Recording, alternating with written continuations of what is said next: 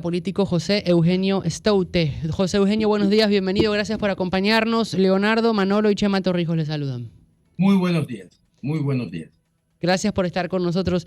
Yo leía hace unos días el titular de La Estrella de Panamá que le hacían la entrevista a usted y usted señalaba: la Asamblea es un monstruo que devora la legitimidad del régimen político. ¿Cómo podemos explicar esta respuesta suya que engloba toda una entrevista que realizaron en La Estrella de Panamá? Bueno, mire, la Asamblea es el único órgano del Estado que solo está sometido a la Constitución de la República, porque puede cambiar las leyes, ¿verdad?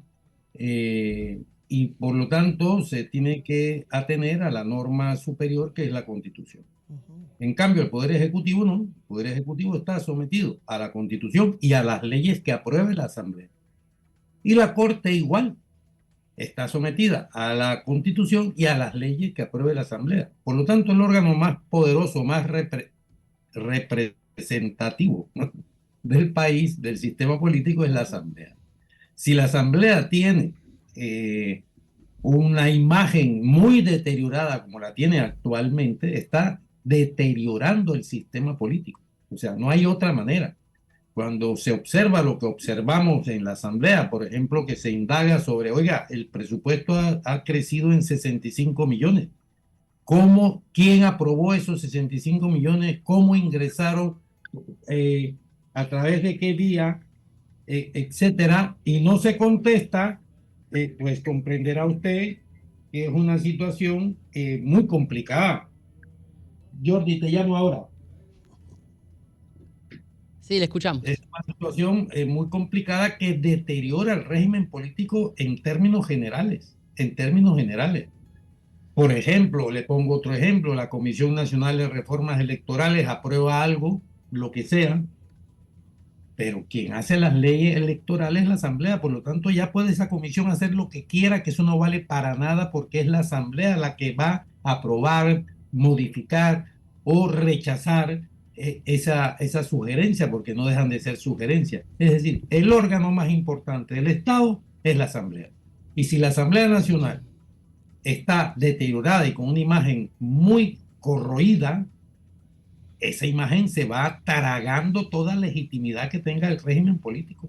En las El elecciones régimen político son todas las instituciones del Estado. en las elecciones del 2024 hubo un gran cambio, ¿no? Mucha Sí. gente utilizó la teoría del voto plancha para poder poner en la Asamblea a 19 diputados de la coalición Vamos, muchos de ellos con cero experiencia política, para poder llegar a hacer cambios. Ese logro para la coalición Vamos que se vio en el 2024, ¿ha podido cumplir las expectativas que hay en este momento? Parcialmente. Hemos de decir que parcialmente.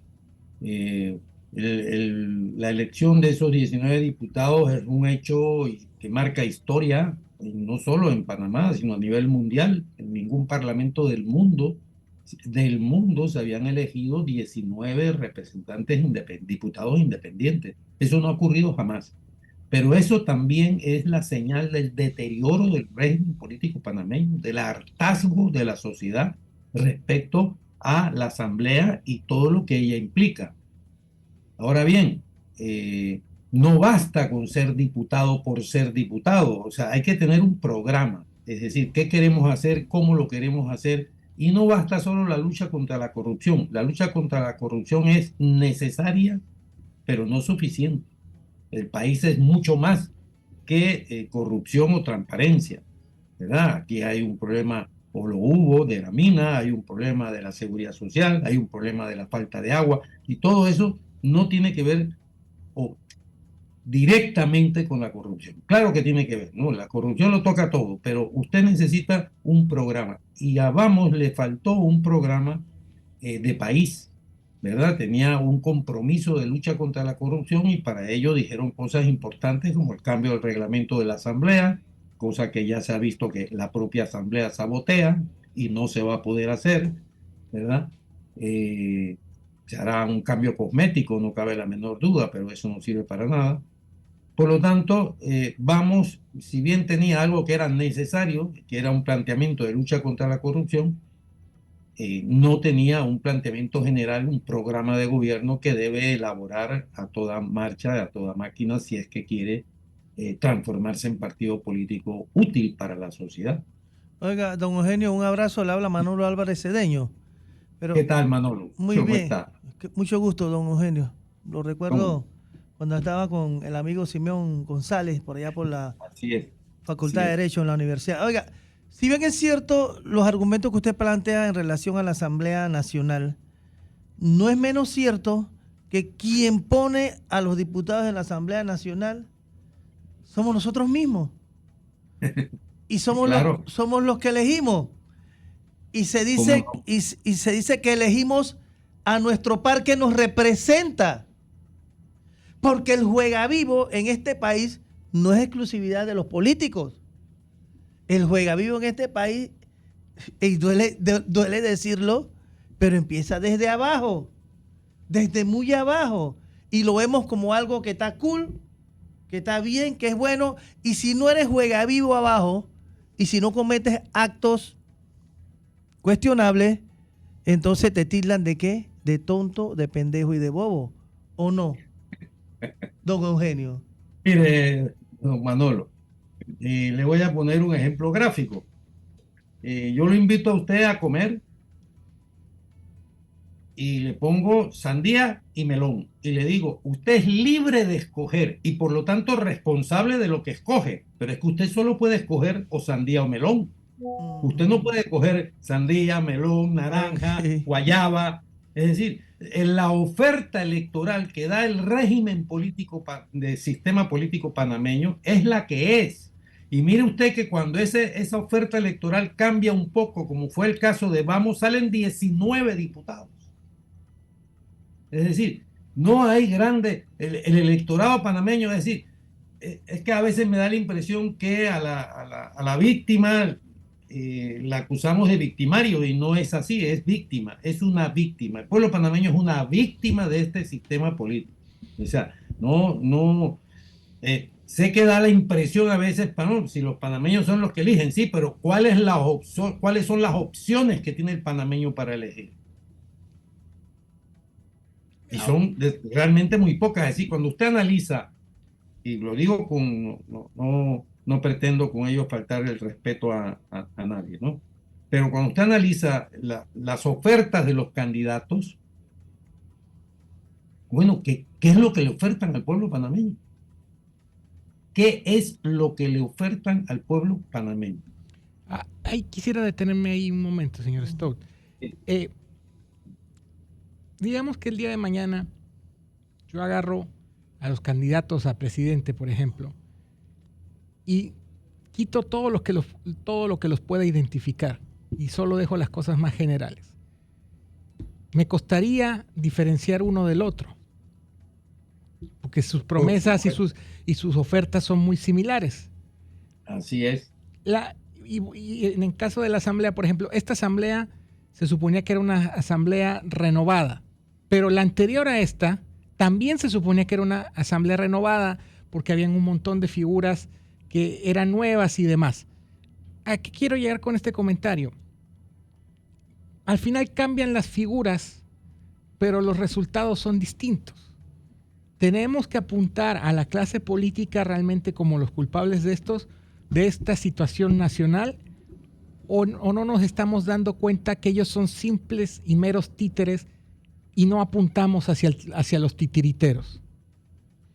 Bueno, usted tiene razón. Así, evidentemente, los candidatos responden aquí a intereses políticos y económicos de grupos, llamémoslo así, de la sociedad civil, ¿verdad? O sea, no están venidos de la nada, no, responden a intereses muy concretos, ¿verdad? Eh, y además eso yo lo hallo normal, por decirlo de alguna manera. El problema es que, tal como usted señala, no hay una diferencia en los proyectos que ofertan, ¿verdad? O sea, la diferencia está en que si tomamos el poder, lo toma mi grupo, ¿verdad? Y eso me diferencia del otro grupo que quiere tomar el poder bajo las mismas condiciones y bajo los mismos objetivos. Esto es lo lamentable. Esto es lo lamentable. O sea, Mire, aquí hay estudios, ahora no voy a entrar en ello, pero que incluso dicen, ¿verdad?, que hay una evasión fiscal de 13.000 millones de dólares. Eso, bueno, es una cifra tan enorme, Muchísimo, ¿verdad? muy Que grande. con la mitad, ya no pido que se recaude esos 13.000, con la mitad y tendríamos más del doble de lo que nos da el canal cada año. ¿Por qué nadie plantea que? Porque eso tiene solución, y solución muy fácil. Solo hay que ir a cualquier país desarrollado y preguntarle, oiga, ¿cómo hace usted para cobrar los impuestos? Y se lo van a decir. Y se lo van a decir, mire, además utilice este sistema automatizado. Por lo tanto, si no se cobran, es porque no se quieren cobrar. Vamos a ser sinceros, es decir, o sea, no autoengañarnos, porque para eso no sirve para nada. Y ahora, y La justamente verdad. en esa línea, por ejemplo, Ujú. cuando uno ve un gobierno y empieza a ver los escándalos que se desatan durante la administración, todos terminan pareciera que si lo vemos como un guión repetitivo. Se otorgan licitaciones a empresas amigas, concesiones que quedan, se triangulan a favor, se utilizan testafer, cosas muy similares. Al final pareciera que la política panameña, carece de ideologías claras, pero que la ideología principal es la de favorecer a mi clan, como usted dijo, a mi grupo económico. ¿Cómo cambiamos este fenómeno que está enquistado aún desde antes del nacimiento de la República? Porque si lo vemos, y sé que para muchos sonará ofensivo, inclusive la misma independencia de 1821, por lo menos en la capital del país, no tanto la de Azuero, pero la de la capital del país fue promovida por grupos que tenían intereses económicos y se reafirma en 1903 cuando realmente la clase comerciante es la que activa el fenómeno de la independencia de Colombia. Si eso es una cosa histórica, si es una cosa que está enquistada en las raíces de la República, ¿cómo rompemos eso? Bueno, te hace la pregunta del millón de balboas, por no decir de dólares, ¿verdad? Es decir, ¿cómo se rompe eso? Bueno, es una situación muy compleja. Es decir, hay que empezar por entender, porque su razonamiento lleva allá, que las elecciones es una disputa de grupos económicos por el control del presupuesto general del Estado. Ese es el único objetivo de la lucha electoral. Ese objetivo son más de 250.000 millones de dólares que va a administrar quien gane esa contienda. Por eso es una lucha de puño y patadas, ¿verdad? Una vez en el poder, una vez capturado el objetivo, entonces eso se distribuye a través, tal como usted señala, de contratos, concesiones, etcétera, etcétera. Porque eso es, o sea, porque cuando usted va y hace un análisis de cuál es la ideología de los participantes en los torneos electorales, usted no puede diferenciar una cosa de la otra. Diferencia que si Chen, que si cualquier otra cosa, pero ¿qué ideología, qué forma de pensar, qué planteamiento ideológico y por lo tanto programa de país que se corresponda a eso tienen? Es imposible de clarificar, es imposible, porque no lo tienen, no lo tienen. La lucha es por ese gran pastel que es el presupuesto general del Estado. ¿Cómo se rompe eso? Hombre, evidentemente ha habido intentos, y no quiero yo ahora aparecer como propagandista de nadie, pero sí que hubo intentos, eso no cabe la menor duda. El doctor Carlos Iván Zúñiga tuvo un proyecto que era distinto, por supuesto, nunca logró echar raíces importantes, ¿verdad? El Partido Socialista Democrático, porque era democrático, también lo intentó y agrupó a intelectuales muy, muy importantes de este país, pero tampoco echó raíces. Y así hemos tenido distintos intentos de romper con esa fórmula y hacer planteamientos ideológicos. Quizás lo que ha fallado es que no ha habido la capacidad de adaptar esos planteamientos a la mentalidad y conciencia del electorado panameño. Es decir, que el fallo ha sido más de los promotores que de los receptores. Doctor Stout, le pregunto por un tema que el presidente de la República habló el pasado 2 de enero en la Asamblea Nacional, y fue el tema de la constituyente, un asunto que hace años viene dilatándose y conversándose, y que en este momento el presidente de la República dijo que este año se iba a encaminar en torno a la nueva constituyente. ¿Cómo ve usted el asunto? Bueno, lo primero que yo debo decir es que efectivamente yo soy un fiel creyente que la Constitución requiere de una reforma muy importante, de reformas en plural muy importantes. Hay que cambiar cómo se eligen los magistrados de la Corte, hay que crear una Corte Constitucional, hay que cambiar la forma en que se eligen los diputados de la República, cómo se eligen ciertas autoridades, Contralor General. Es decir, hay que hacer, no es que haya que cambiar toda la Constitución, eso no es así, pero para hacer lo que hay que hacer se requiere una constituyente originaria, es decir, una constituyente que no pase por la Asamblea, porque ya me explicará, si usted va a corregir cómo se eligen los diputados eso lo van a bloquear, porque los diputados están muy contentos en la forma en que se eligen, ¿verdad? Por circuito, es decir, con el clientelismo, con eso es que están contentos. Por lo tanto, tiene que ser una reforma que no pase por la Asamblea, y para eso se requiere una constituyente originaria como en el 46, en el 45. Yo estoy totalmente de acuerdo. El problema es cómo llegamos allá. Y cómo llegamos, no solo cómo llegamos, sino además cómo llegamos de la mejor manera, es decir, para que ese proceso dé el fruto esperado, que no tiene que ser perfecto, en la vida no hay nada perfecto, pero sí satisfactorio, que sea un fruto satisfactorio. ¿Cómo se llega allá? Pues yo le voy a decir que convocando y hablando y dialogando con el mayor grupo de personas que estén de acuerdo en que hay que cambiar cosas muy importantes en la Constitución. ¿Qué va a salir de ahí? Va a salir un acuerdo, y hay que ceder y no ceder. Es decir, en la vida es así, son negociaciones. Pero si no hay esa convocatoria al diálogo, ¿verdad? No tengo yo de verdad buenas esperanzas. Entiendo lo que está planteando el presidente y me parece que hace mucho tiempo nadie lo había planteado, y por lo tanto es una iniciativa muy original y positiva. El problema es cómo.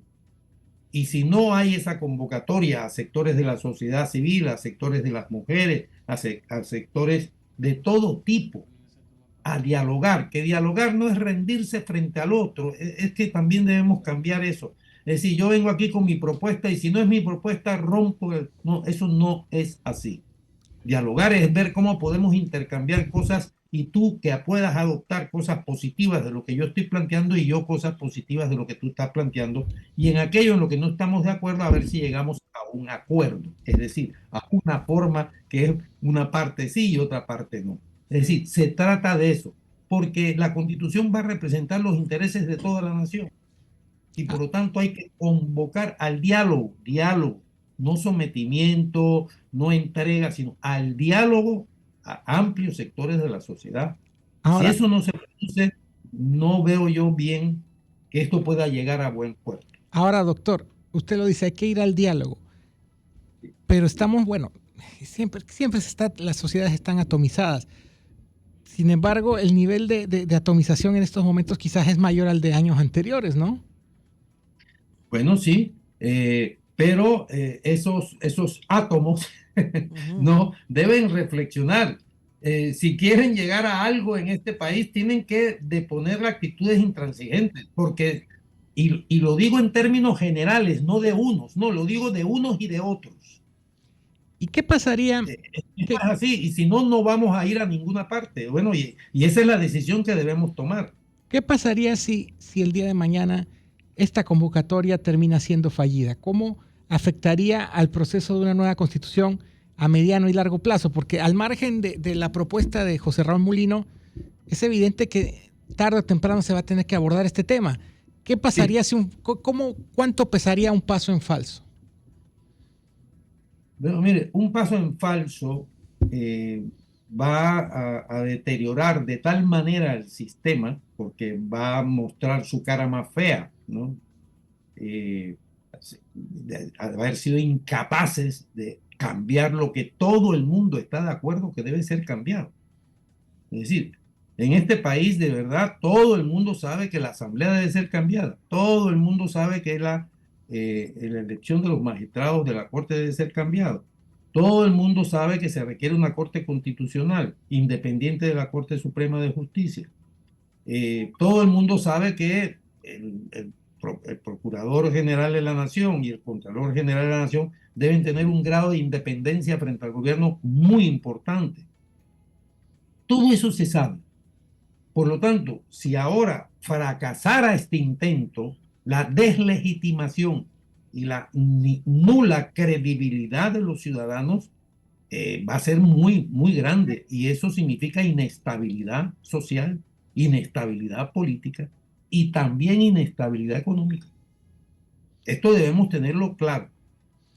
Si este intento fracasa por no haberse convocado a esas conversaciones en busca de acuerdos, ¿verdad? El país va a entrar en una vía muy, muy, muy, muy preocupante. Pero, don Eugenio, yo entiendo muy bien la argumentación, ¿no? Pero yo insisto, ¿no? Y usted dirá que yo soy contumaz. Pero en este caso es la clase política, don Eugenio. No es la asamblea. Son los dirigentes políticos del país que no están dispuestos a dejarse quitar el pedazo de su territorio que ellos dicen haber conquistado, y en eso se nos va el camino hacia un país más consciente, más solidario y más alejado de los actos de corrupción. Sí, no, sí, además, Manolo, estoy de acuerdo con usted totalmente, pero es que el problema es que la asamblea es el reflejo de ese sistema de partidos. O sea, no podemos separar una cosa de la otra. Es decir, todo lo contrario. La asamblea es el fiel reflejo del sistema de partidos panameños. Es el fiel reflejo. Ahora, pero yéndome en la línea de lo que dice Manolo. Y cuando usted va a analizar los partidos políticos panameños, pregúntese, bueno, este partido cuál es su ideología, este otro cuál es su proyecto de país. Nada, no hay nada. Yéndome por la línea de lo que dice Manolo, pero ¿quiénes hacen las instituciones? Porque una nueva constitución reforma las instituciones, pero ¿quién reforma a las personas? No, pero esos son problemas diferentes. Es decir, si usted tiene un buen sistema político sano, ¿verdad? Siempre va a haber personas, seres humanos, que cometan faltas, que sean corruptos. Eso siempre lo va a haber. Como siempre va a haber criminales, ladrones, delincuentes, eso siempre lo va a haber. El problema no es ese, el problema son qué mecanismos tiene usted para sancionar de manera ejemplar ese tipo de cosas. Ahí es donde está. Es decir, ¿cuál es la ley de contrataciones públicas que prohíbe que aquel que se le condene por corrupción no puede volver a licitar en la República de Panamá? Uh-huh. Esas son las cosas que tienen que cambiar si queremos enderezar el país. Por poner un ejemplo, ¿verdad? Y le puedo decir otra. Es decir, a mí me parece muy bien, por ejemplo, que el presidente de la República cada año dé un mensaje a la nación. Pero lo que no me parece bien es que los jefes de bancadas no le puedan contestar. Tiene que haber un debate. Okay. Debe haber un debate cara a la nación. Y eso no lo hay. Y eso no es culpa del presidente. Eso es culpa de la norma. Ahora, tenemos una clase económica poderosa que se aprovecha de la situación, pero tenemos clases populares adormecidas. Sí, cómo no. Bien adormecidas, claro que sí. Mire, porque volvemos entonces al tema de hacemos emerger el tema de la educación. Mire, la educación es un instrumento tremendamente transformador de las sociedades. Pero en una educación como la que tenemos, precisamente se mantiene así para mantener adormecidos, ¿verdad?, a los ciudadanos. Y esa es la verdad. El que se haya prohibido en su momento, por ejemplo, la materia de relaciones de Panamá con los Estados Unidos, no es una casualidad. No es una casualidad. Sí, Son cosas muy intencionales. eso no fue al azar. Sí, sí, o sea, eso puedo mencionar otras, pero no quiero ahora aparecer como que estoy atacando. Lo que sí estoy atacando es un mal sistema educativo. Eso no cabe duda. Sí, que requiere una profunda reforma. Por supuesto que requiere una profunda reforma. Que se va a plantear correctamente. Eso no lo sé. Porque usted no puede hacer una reforma para un país sin tomar en cuenta al país y solo a un sector del país. ¿Cuál es el peligro? Es una reforma de educación de Estado, es decir, que todas las fuerzas políticas y sociales se comprometan con un proyecto, de manera que si cambia el gobierno, no cambia nada.